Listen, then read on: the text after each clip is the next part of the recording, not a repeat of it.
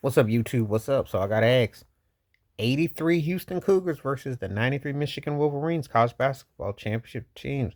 Which one is more disappointing that didn't win? Well, that's tough because Houston lost by a heartbreaker with NC State with Lorenzo Charles. I think I've done this video before, but I got to ask again. But I'm going to rephrase it because sometimes I'm going to do the remix. And of course, I love the Fab Five. That was my squad, and they lost to North Carolina. I think I've told this story before, but I'll tell it again. I was working in a factory at the time, and I had a $20 bet with the supervisor.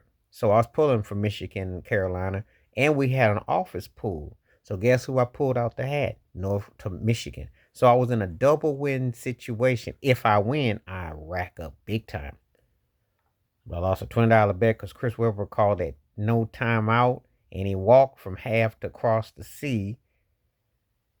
Which why it's kind of surprising Houston lost the chip to Florida a few months ago. Why didn't you just pick the ball up and try to shoot and play it off? Because Weber got to walk like he was floating in water. Um, the team that probably should have won though, out of the two, just keeping it 100, who really probably should have was probably Houston. Because Fire Slammer Jammer. Now you asked me who was more electric to watch. Fire Slammer Jammer. Michigan was Fab Five, and I enjoyed those cats. They were great, and you were watching something special. But Fire Slammer Jammer, when you had Michael Larry Mishaw and Michael Young, and you had King Olajuwon, Clyde Drexler, Reed Geddes, and Guy Lewis, all that. I still don't know how they didn't win. I understood the next year when they lost to Georgetown because Patrick Ewing got physical. They got beat by them. But that NC State game was crazy. And it just was like one of those, like, wow. But that's what made college basketball so much fun back then. Michigan losing to Duke and Carolina didn't quite feel as anticlimactic. I wanted them to beat both of them with a vengeance. But Duke was a lot more seasoned when they beat Michigan. They had gotten past UNLV, and Krzyzewski was in his apex. He was in his bag, and that's when Christian Laettner was balling out his mind. So that Duke team and Bobby Hurley and them, and when they beat Michigan, when North Carolina, Michigan, teams had a more of a better blueprint. There was unpredictability really in the 80s. It really was. And that just mentioned how you kept games close.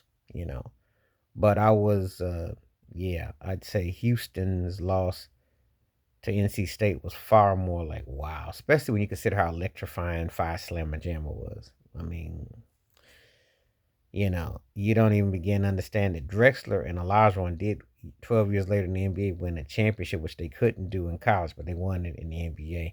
But if they had won that in college, it would have been no doubt those guys. You saw why they were respected as they were.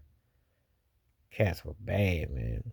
But college basketball was a different vehicle back then, though. It really was. But anyway, it's a good one though. It's a good topic about which team do I think um didn't get the most out of what they had.